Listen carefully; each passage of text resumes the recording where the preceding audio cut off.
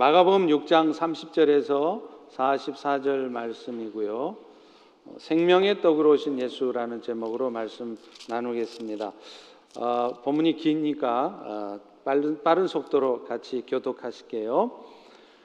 사도들이 예수께 모여 자기들이 행한 것과 가르친 것을 낱낱이 고하니 이르시되 너희는 따로 한적한 곳에 가서 잠깐 쉬어라 하시니 이는 오고 가는 사람이 많아 음식 먹을 겨를도 없습니다.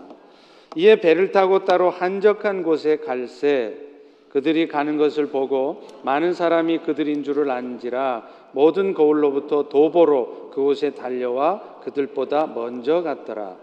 예수께서 나오사 큰 무리를 보시고 그 목자 없는 양 같음으로 인하여 불쌍히 여기사 이에 여러 가지로 가르치시더라.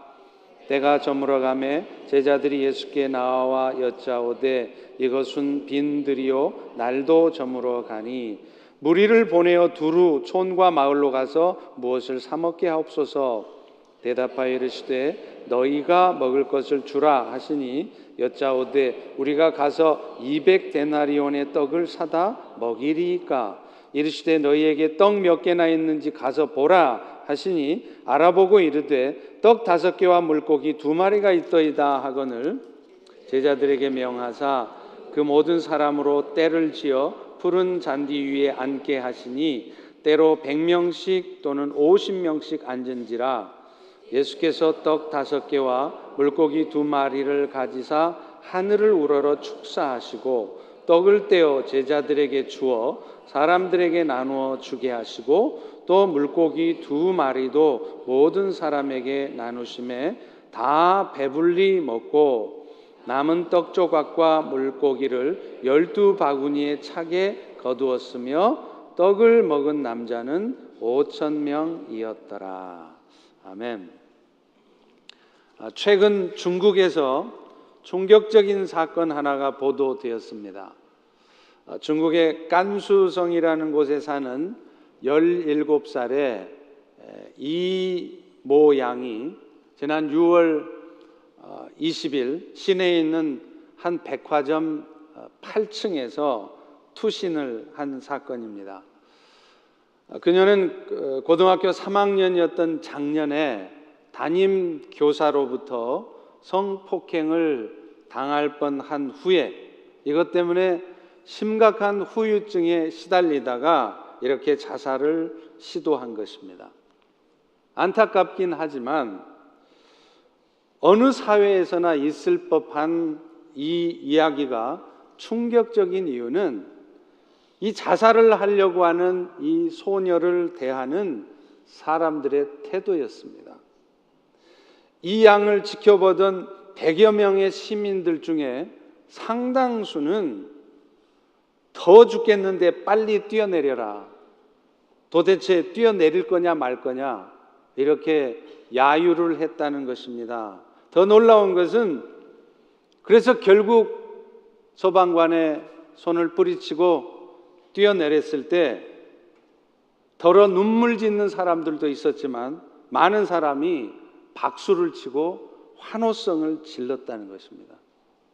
과연 이런 일이 이 시대에 있을 수 있을까? 정말 의심스러운 이 장면이 중국의 소셜 네트워크 서비스라고 하는 웨이신에 올려져서 중국뿐만 아니라 온 세계를 충격에 빠뜨렸습니다. 사랑하는 성도 여러분, 성경에는 마지막 때가 되면 일어날 일들에 대해서 이렇게 말씀합니다. 많은 사람의 사랑이 식어지고 실족하게 되어서 사람들이 서로 죽이기도 하고 서로 미워하게 될 것이라. 타락한 인생들은 이제 마지막 때가 되면 점점 더 자기 중심적으로 됩니다. 그래서 다른 사람들이 어려운 형편에 처해 있는 것 별로 관심 갖지 않습니다. 안타까운 마음조차 갖지 않습니다.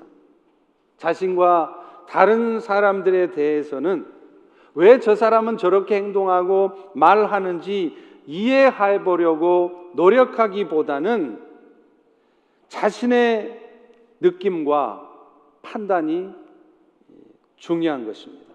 그래서 모든 판단과 행동의 기준은 자기 자신이 되는 것이고, 내 가족 혹은 내 나라가 어떻게 될 것인지, 이것이 가장 중요한 가치 기준이 되어버렸습니다.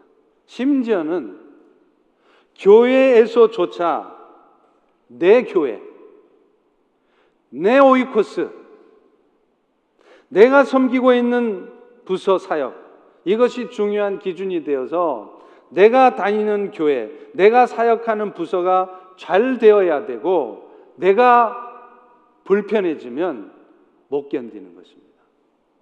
오늘 우리는 이렇게 모든 것이 자기 중심적으로 변해가고 있는 이 시대에 살면서 다시 한번 예수님께서 이 땅에 오신 목적이 무엇이고, 그 예수님 때문에 우리가 받은 축복과 은혜가 무엇인지, 그리고 그 은혜를 입은 오늘 우리는 이 땅의 삶을 어떻게 살아가야 할지 다시 한번 돌아보고 살펴보기를 소망합니다. 오늘 본문의 사건은 여러분이 너무나 잘 알다시피 오병이어 사건이라고 그러죠.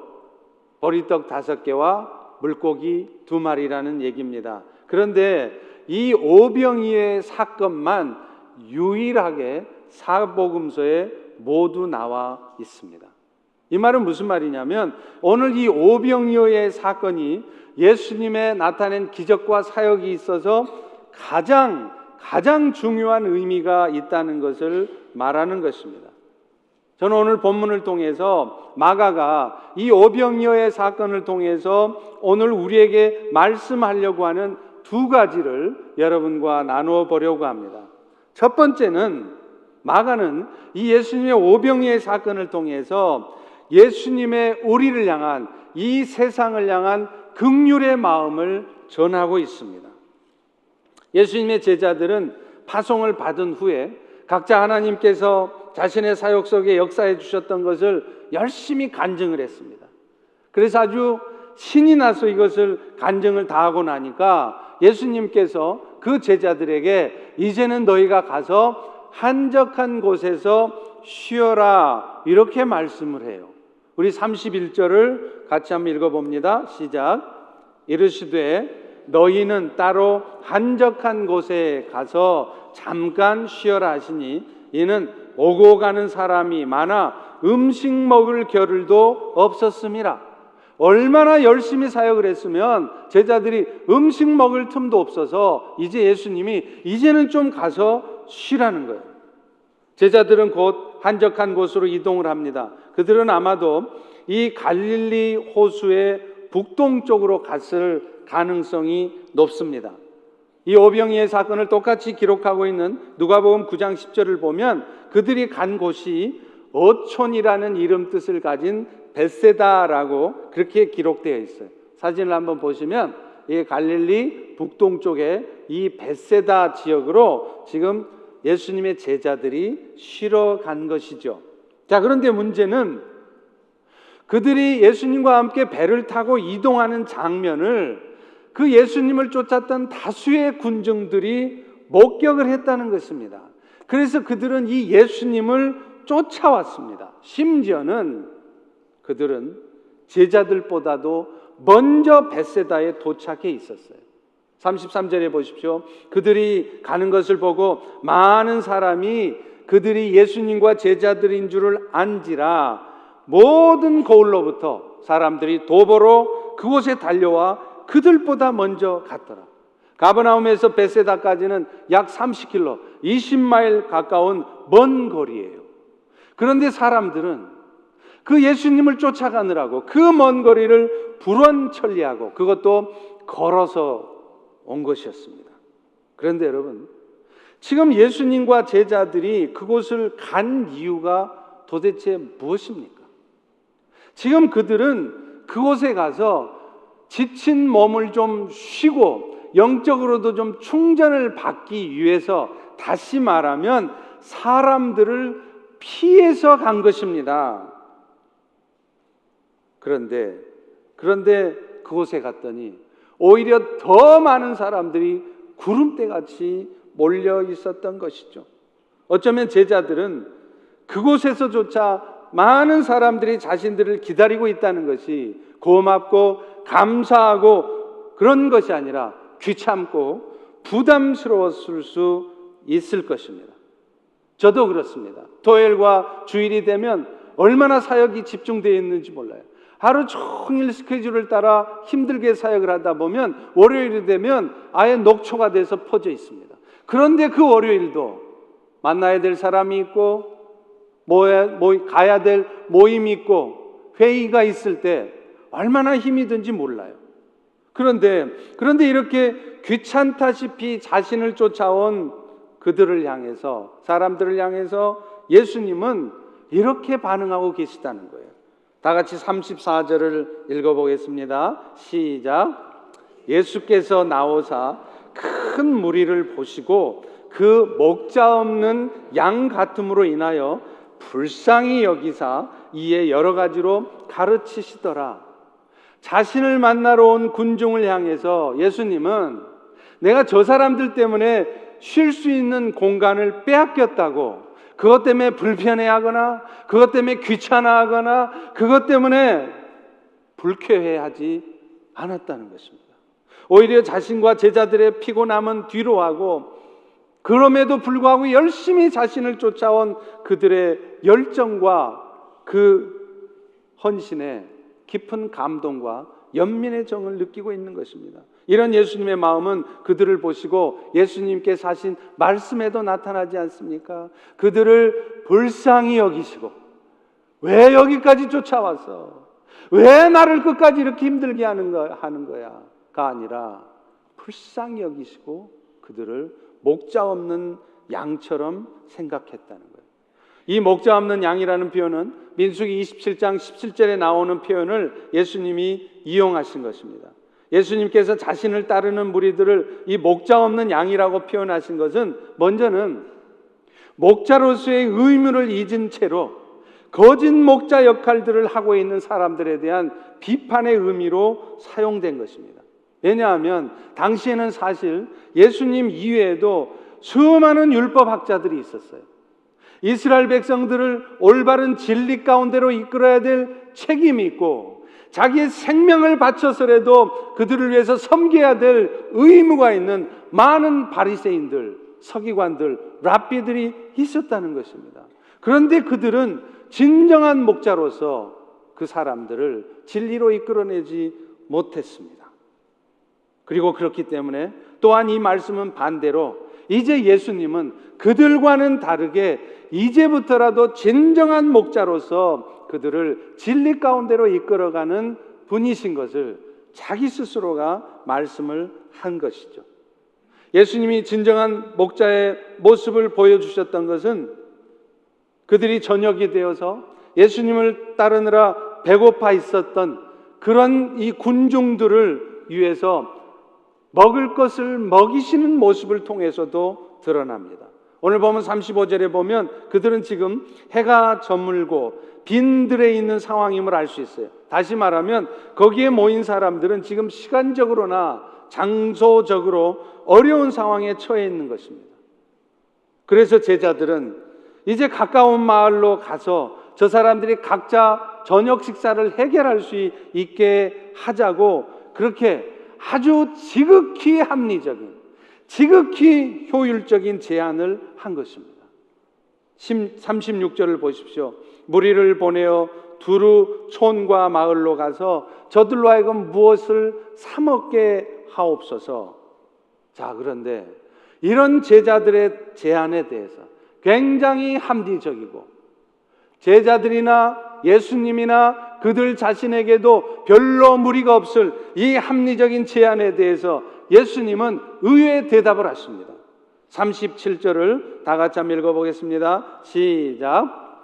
대답하여 이르시되 너희가 먹을 것을 주라 하시니. 지금 예수님이 말씀을 하신 것은 제자들이 아주 능력이 많아서 돈이 많아서 그 5,000명이 넘는 그 많은 사람들을 먹일 충분한 능력이 있다는 것을, 그들이 아주 스마트하고 아주 똑똑한 친구들이기 때문에 어떤 방법을 통해서도 그들을 먹일 수 있다고 확신하기 때문에 이 말을 하신 게 아니었어요. 오히려 예수님은 이 말씀을 통해서 그 제자들이 제법 똑똑한 척하지만 그들이 얼마나 무능하고 얼마나 영적으로 무능한 자인가를 깨닫게 하기 위해서 이 말씀을 하신 것입니다. 예수님의 이런 의도에 맞게 아니나 다를까 그 제자들은 전혀 엉뚱한 대답을 해요. 37절 후반부를 보십시오. 그러면 우리가 가서 200데나리온의 떡을 사다 먹이리까? 이 말은 우리 성경에는 그 분위기가 안 나와 있지만 굉장히 불편한 기색으로 예수님께 마치 따지듯이 하는 말인 것입니다. 여러분, 한 데나리온은 대략 한 사람의 하루 품삯이에요. 그러니까 이 200데나리온은 노동자들의 한 반년 정도의 품삯이 되는 것이죠. 그곳에 있었던 사람들이 장정만 5,000명, 다른 복음서의 기록에 의하면 자녀들과 여자들까지 포함하면 어쩌면 2만 명 가까운 사람이 있었을 터인데 제자들은요, 지금 한눈에 지금 저 사람들이 대략 몇 명 정도 모였는지를 금방 파악했습니다. 그리고 그들을 먹이기 위해서는 얼마나 많은 음식이 필요할 것이며 또 그 많은 음식을 구입하기 위해서는 도대체 어느 정도의 돈이 들어가는지를 지금 금방 파악하고 계산하고 있다는 것을 알 수 있습니다. 그런데 그들은요, 그렇게 계산에는 빨랐으면서도 정작 그런 말씀을 하시는 예수님의 의도, 그리고 그 말씀을 하시는 예수님께서 초자연적인 능력을 통해서라도 얼마든지 그 빈들에 있는 5,000명이 넘는 사람들을 먹이실 수 있다는 사실에 대해서는 까마득히 잊어먹고 있었다는 거예요. 바로 앞서까지 그 제자들은 예수님과 함께 다니면서 얼마나 많은 이적을 보았습니까? 그 이적들을 통해서 정말로 예수가 사람이지만 또한 하나님의 아들이요 전능의 권능을 가지신 분이신 것을 분명히 보았을 거예요. 그런데 그들은 그런 예수를 까마득히 잊어먹고 있는 겁니다. 결국 예수님은 그들이 가져온 보리떡 5개, 물고기 2마리로 5,000명이 먹고도 남도록 역사해 주셨습니다. 41절, 42절을 같이 한번 읽어보겠습니다. 시작. 예수께서 떡 5개와 물고기 2마리를 가지사 하늘을 우러러 축사하시고 떡을 떼어 제자들에게 주어 사람들에게 나누어 주게 하시고 또 물고기 2마리도 모든 사람에게 나누심에 다 배불리 먹고. 사랑하는 성도 여러분, 예수님의 사랑은 인간의 영혼뿐만 아니라 육체의 구원도 포함하는 전인 구원으로 나타나고 있다는 사실을 오늘 우리는 알 수 있습니다. 실제로 이 사건을 다루고 있는 마태복음이나 누가복음에 보면요, 예수님은 이 기적을 나타내면서 그들에게 가르치실 뿐만 아니라 그들의 병을 고치시는 장면도 함께 기록하고 있기 때문이에요. 마태복음 14장 14절에 보면 예수께서 나오사 큰 무리를 보시고 불쌍히 여기사, 그들을 불쌍히 여겨서 생명의 떡으로 오신 예수가 그들의 영혼을 구원만 시켜주는 게 아니라 그들 중에 있는 병자들, 육신의 질병 때문에 고통하고 있는 자들을 고쳐주셨다는 거예요. 누가복음 9장 11절에 보면 무리가 알고 따라왔거늘 예수께서 그들을 영접하사 하나님의 나라의 일들을 이야기하시며 예수 그리스도의 보혈의 능력에 대해서 얘기해서 그들의 영혼만 구원시켜주는 게 아니라 그들의 병을 고치셨다는 겁니다. 여러분, 이 사실은 오늘 우리에게도 중요한 의미가 있어요. 하나님께서 예수님을 통해 우리에게 주신 축복 중에 가장 중요하고 이 땅의 어떤 축복보다도 말로 비교할 수 정도로 가장 큰 축복은 말할 것도 없이 우리의 영혼을 구원해 주신 것입니다. 오늘 우리 모두는 우리 스스로의 노력으로는 도저히 하나님 앞에 의로운 자의 삶을 살 수 없습니다. 그런 죄악된 우리들을 위해서 하나님은 아들 독생자 예수 그리스도를 보내주셨을 뿐만 아니라 그분이 십자가의 죽으심을 통해서 우리가 치러야 될 모든 죄의 대가를 대신 치르게 하셨어요. 그래서 그 결과 오늘 또 그 예수 안에 있는 자, 그 예수를 받아들이는 자에게는 죄로 말미암는 사망에 머물러 있지 않게 하시고 영원한 생명의 은혜를 얻게 하신 것, 이것이 우리가 받은 가장 큰 은혜인 것입니다. 그런데 여러분, 예수님은 이렇게 우리 영혼의 문제만 해결해 주신 것이 아니라 우리가 이 땅을 살아갈 때 우리의 이 땅에서의 삶의 문제도 해결해 주셨고 해결해 주시기를 원하고 여러분들의 삶의 문제가 해결되기를 기다리고 계신다는 거예요. 물론 때로 그런 고통스러운 상황들을 통해서 우리를 깨닫게 하시고 그런 고통스러운 상황들을 통해서 우리가 더 믿음의 사람이 되도록 하기 위해서 아까 우리 성가대가 찬양했던 것처럼 정말로 하나님의 사람이 되어서 어떤 인생의 고통과 어려움이 와도 그런 어려움 앞에 좌절하고 무너지고 실망하는 그런 사람들이 아니라 어떤 고통 앞에서도 든든하게 믿음으로 서는 사람이 되게 하기 위해서 때로는 우리의 삶에 어려움을 주시기도 합니다. 그러나 그런 어려움을 주시는 하나님의 궁극적인 목적은 결국은 그 고통과 어려움으로부터 우리가 벗어나기를 원하시는 것이지, 오늘도 그 고통과 아픔 속에서 맨날 아프고 맨날 먹고 삶에 지치고 그렇게 살기를 주님이 원하시는 게 아니시라는 거예요.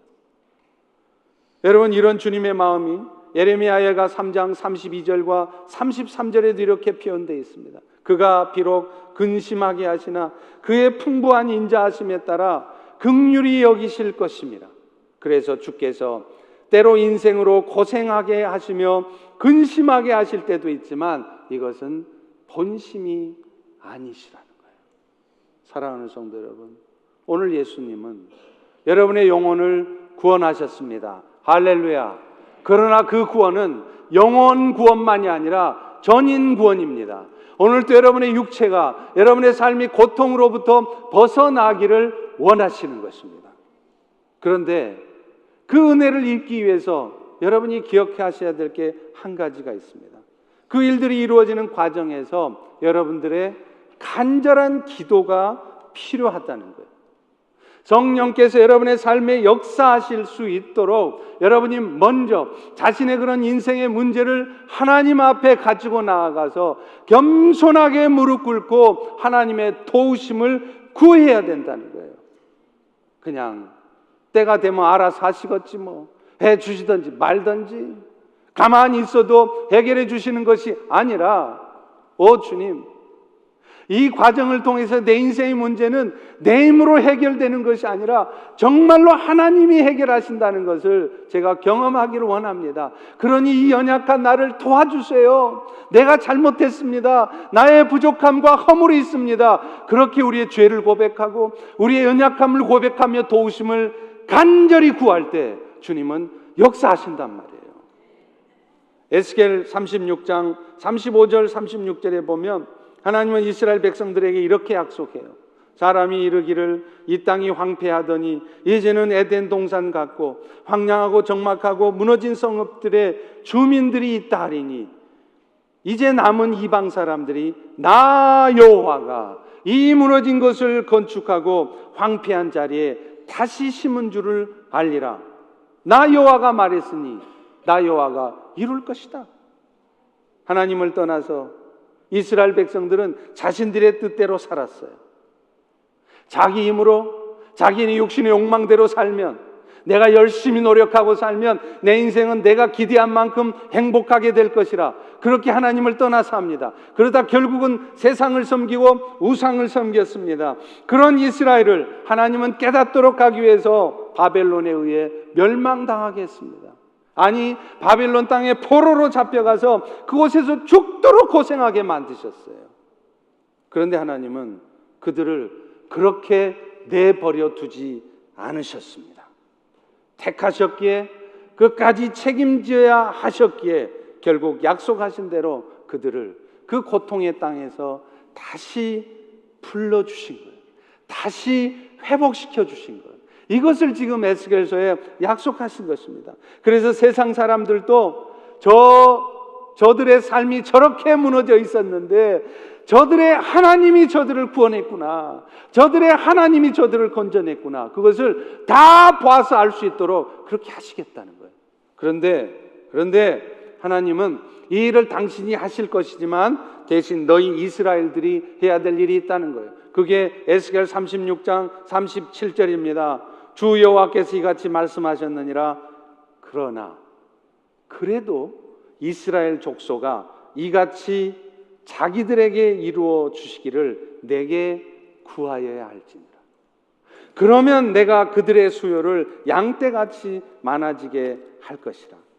사랑하는 성도 여러분, 여러분의 삶의 문제 앞에서 그저 아프다고, 그저 힘들다고, 그저 어려운 일 때문에 뭐 인생 이렇게 사는 거지 하고 좌절만 하고 불평만 하고 무너져 계십니까? 아니면 오늘 에스겔서에 약속하신 것처럼 하나님이 건지시고 하나님께서 구원시켜 주실 것을 믿고 오늘도 겸손하게 주님 앞에 나아가서 간절한 간구를 드리고 계십니까? 하나님은 오늘 이 아침에 여러분들에게 묻고 계십니다. 그리고 또 하나 기억해야 될 게 있어요. 그런 주님의 긍휼의 은혜를 입은 우리 역시 긍휼의 마음을 가지고 살면서 그런 하나님의 긍휼을 기대하고 구해야 된다는 것입니다. 우리는 긍휼을 베풀지 않으면서, 우리는 마음으로 용서하지도 않으면서, 우리는 마음속에 여전히 미워하면서 저 사람만 변하게 해달라고, 나는 내 것을 하나도 희생하지 않으면서 내 것을 아까워하면서 하나님께서 내 비즈니스를 축복해 주시고 내 삶을 축복해 주시기를 기대하는 그런 모습이 우리 가운데 없는지 돌아봐야 된다는 거예요. 하나님이 우리에게 긍휼을 베풀어 주시는 궁극적인 이유도 사실은 그 긍휼의 은혜를 입은 우리도 세상 가운데 그 긍휼을 베풀게 하시려는 겁니다. 여러분, 예수님께서 그 오병이의 기적을 나타내실 때 왜 제자들한테 너희들 중에 가진 것이 무엇이 있느냐 내놓아 봐라 왜 물어봐요? 아니, 말씀 하나로 천지를 창조하신 창조주 하나님이신 예수님이 무엇 때문에 보리떡 5개와 물고기 2마리가 필요하단 말입니까? 그거 필요 없어요. 그거 없어도 얼마든지 역사하실 수 있어요. 근데 왜 묻습니까? 예수님은 그 질문을 통하여 너희도 너희 것을 내어놓으면서 세상을 향하여 주변을 향하여 긍휼한 마음을 품고 있는지 보시겠다는 거예요. 그런데 오늘 우리는 내 것은 내어놓지 않습니다. 내 삶은 희생하지 않습니다. 나는 긍휼의 마음을 품지 않습니다. 그러면서 저 사람이 나를 미워한다고, 저 사람이 잘못되었다고, 저 사람만 변화되어지기를 기대하고 내 삶이 회복되어지기를 기대한다는 것이죠. 예수님은 오늘 우리에게 묻습니다. 너부터 긍휼의 마음을 품고 있느냐? 너부터 네 것을 내어놓고 있느냐? 너부터 연약한 지체들에 대한 아픈 마음, 불쌍히 여기는 마음을 가지고 네가 그 은혜 입기를 기대하느냐고 물으시는 거예요. 오늘날 미국을 비롯한 여러 나라들, 특별히 지난주 동안에는 한국에서도 제주도에 예멘 나라의 난민들이 들어와서 지금 심각한 사회 문제가 되고 있지 않습니까? 우리 미국도 마찬가지죠. 특별히 이슬람권 나라들에서 난민들이 들어온 경우는 그들 중에 급진적인 회교 무장 세력들이 테러를 목적으로 난민 행세를 하는 경우가 있기 때문에 그들을 받아들이기를 꺼리는 것 당연합니다. 이해됩니다. 그렇지만 그럼에도 불구하고 환난 가운데 처한 자들을 도우라고 하는 주님의 명령을 생각할 때 이런 일들은 참으로 안타까운 일인 것입니다. 내가 다치지 않기 위해서, 내 안전을 위해서 저들은 굶어 죽어도 좋고 저들은 고통받아도 좋다고 생각하는 이런 생각들은 너무나 안타까운 일인 것입니다. 그런데 여러분, 생각을 바꿔놓고 생각해 보십시오. 우리가 다가가야 될 이슬람권 사람들, 우리 교회만 해도 얼마나 선교를 외치고 또 그들 중에서 특별히 이슬람권 사람들, 중동 사람들을 복음화해야 된다고 얼마나 얘기를 하고 얼마나 많은 선교사를 보내려 합니까? 그런데 정작 하나님께서 그 사람들이 우리 주변에 온다는데 우리가 다가가서 복음 전하기가 힘든 그 사람들을 우리 주변에 보내서 우리로 하여금 그들에게 복음 전하라고 하셨는데, 정작 우리는 우리의 신변을 걱정하며 우리의 안전을 걱정하며 노라고 얘기를 하고 있다는 것입니다. 세상 사람들이야 세상살이의 논리로 그런 말을 할 수 있을 것입니다. 그러나 우리 교회들만이라도 그런 말을 하면 안 됩니다. 우리가 좀 불편해져도, 우리가 다가갈 수만 있다면 기꺼이 희생을 감수하면서 다가가야 돼요. 그러면 우리의 신변이 위험해지느냐? 그렇지도 않습니다. 하나님이 정말 지키시는 것입니다. 그것이 우리에게 주님께서 긍휼을 부어주신 이유이기 때문이기도 합니다. 여러분, 독일의 메르켈 총리를 보십시오. 유럽에서 난민을 받아주는 유일한 나라가 독일이에요. 물론 그런 결정 때문에 독일 안에 많은 어려움들이 있는 것도 사실입니다. 그러나 이런 결정을 독일이 하게 된 데는 지도자의 역할이 컸어요. 바로 메르켈 총리입니다. 그녀는 아주 신실한 그리스도인으로 알려져 있어요.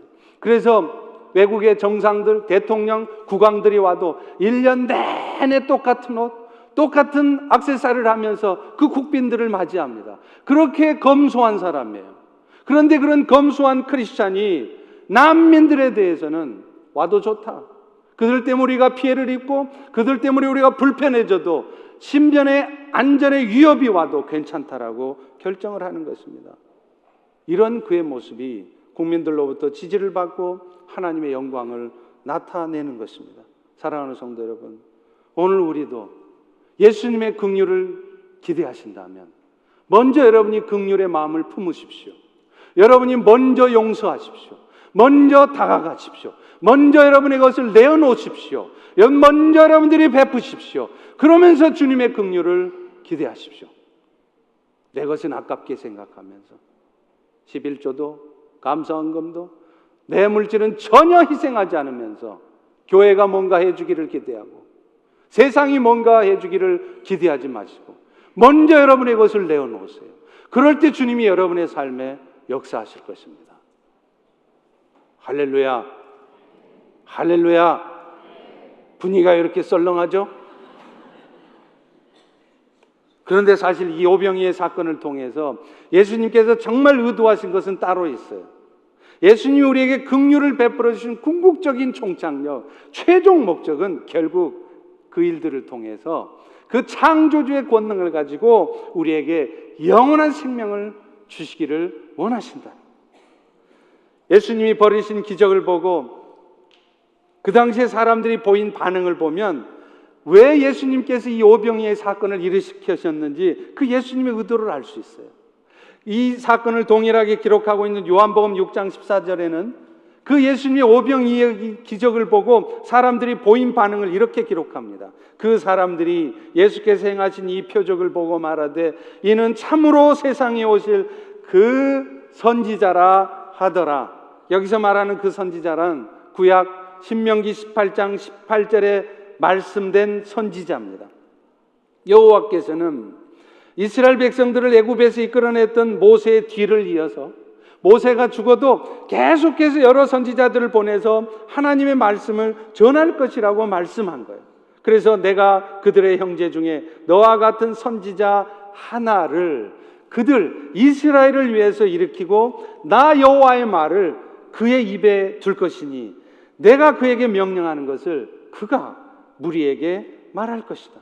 물론 이 말씀은 앞서 말한 것처럼 모세의 뒤를 이어서 계속해서 선지자들이 보내지면 그 선지자들을 통해 하나님의 말씀을 이스라엘이 듣게 하시겠다는 거예요. 그런데 요한복음 6장 14절에 가면 이 신명기 18장 18절에 말하는 이 선지자 하나를 유독 그 선지자라고 쓴 이유가 있다는 것입니다.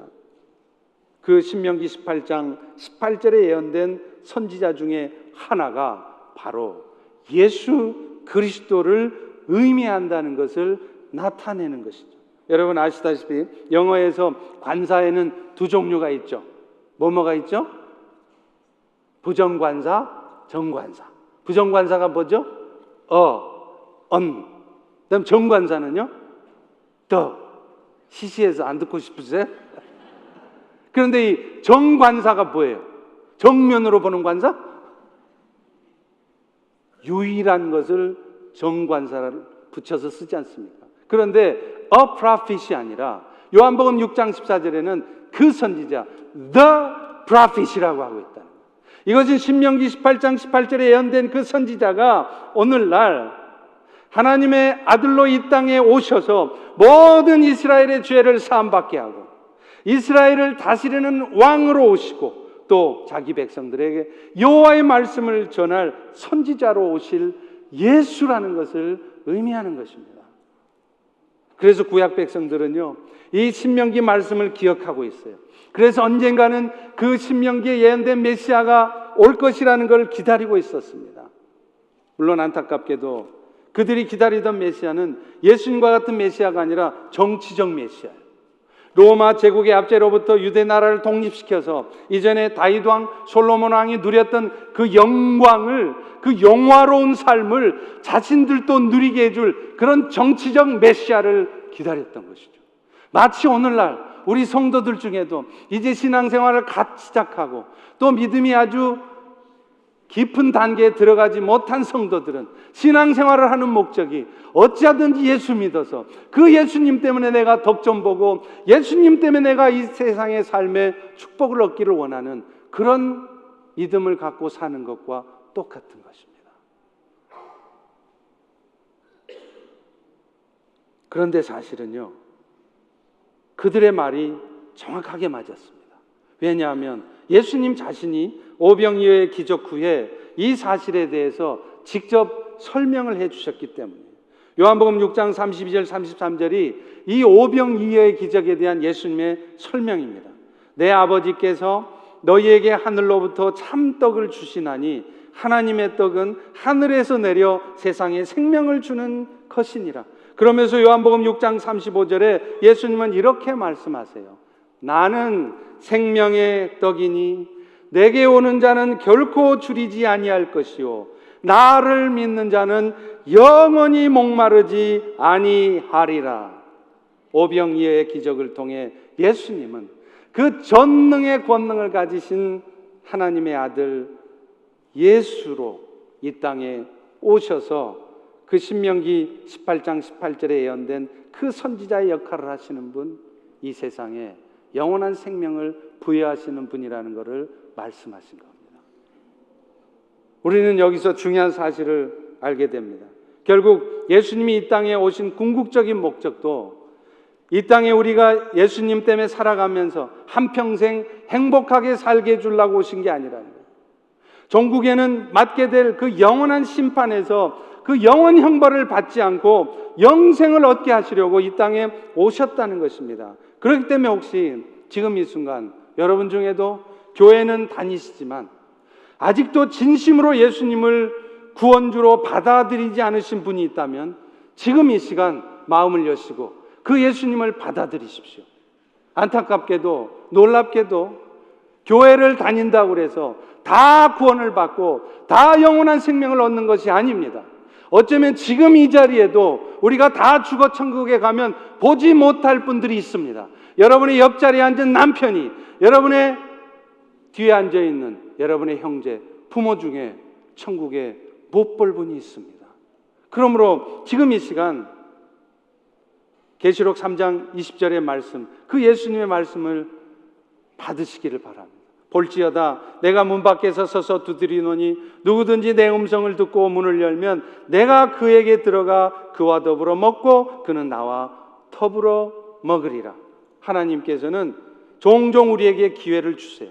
예수님을 구원주로 영접해서 우리도 영원한 생명의 떡으로 오신 예수님 때문에 영생을 얻게 하시려는 것입니다. 지금 이 순간에도 다시 한번 여러분에게 피 묻은 손을 내미시는 주님의 손을 거부하지 마십시오. 여러분 중에는 어쩌면 교회를 10년을 20년을 다녔지만 심지어는 중직의 직분까지 받고 있을지라도 정말로 마음으로 예수를 믿지 못해서 영원한 생명의 떡이신 예수님을 얻지 못한 분들이 틀림없이 있습니다. 그런 분들은 지금 이 시간 마음을 여시고 겸손하게 그 예수를 받으십시오. 그래서 예수님을 진정으로 받아들일 때 이 세상 삶을 마치고 나서도 영원한 생명을 얻은 자로 살아갈 수 있기를 주의 이름으로 축원합니다. 축원합니다. 그리고 이미 예수님을 영접해서 하나님의 자녀로 살아가는 성도님들이라면 무엇보다도 생명의 떡으로 오신 예수님에 대한 감사와 찬양을 하시기 바라요. 여러분, 이 땅에서 우리가 살아가는 동안 이 땅의 것 전부 다 누려봐야 결국 우리 인생은 한 줌 흙으로 돌아가는 인생일 뿐입니다. 그런데 우리에게 생명의 떡이신 예수님은 영원한 생명을 주셨어요.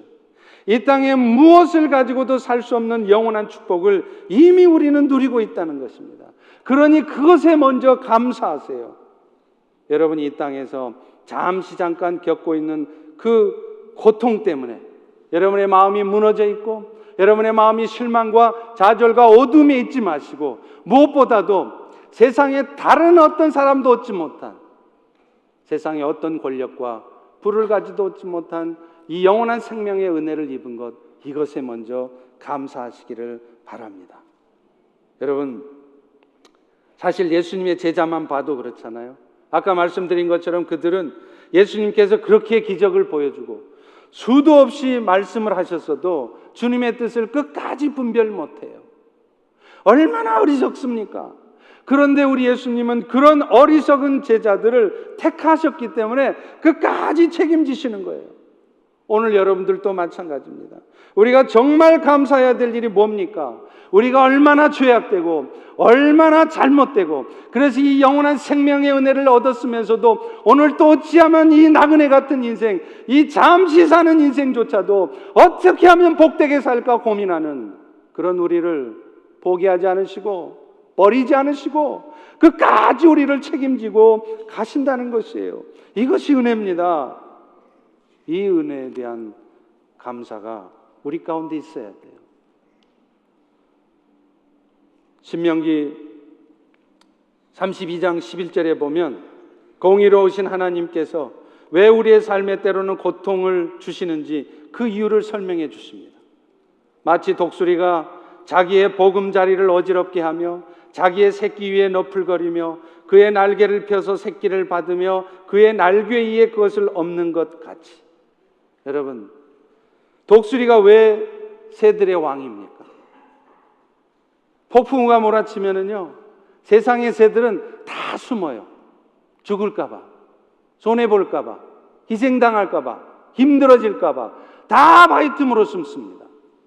그런데 독수리는 그 폭풍우가 몰아치는데 오히려 날개를 쫙 펴고 그 폭풍우를 타고 더 높은 곳으로 피상을 해요. 세상의 작은 고통, 작은 어려움만 와도 금방 불평하고 금방 원망하고 금방 두려워하는 것이 아니라 어떤 어려움이 와도 그 어려움을 맞받아치면서 오히려 더 높은 믿음의 사람으로, 하나님의 사람으로 세워지는 우리 믿음의 사람들처럼 독수리는 그렇게 사는 것입니다. 그런데 그런 독수리의 모습이 어떻게 있게 되었을까요? 방금 읽은 신명기 32장 11절의 말씀처럼 독수리들은 어려서부터 훈련을 받기 때문에 이제 날개짓을 하는 새끼를 어미 독수리는 둥지 밖으로 쫓아내버립니다. 자기의 보금자리를 어지럽게 하고 새끼 위에 너풀거려서, 그러면 새끼 독수리는 절벽 아래로 한정없이 떨어지죠.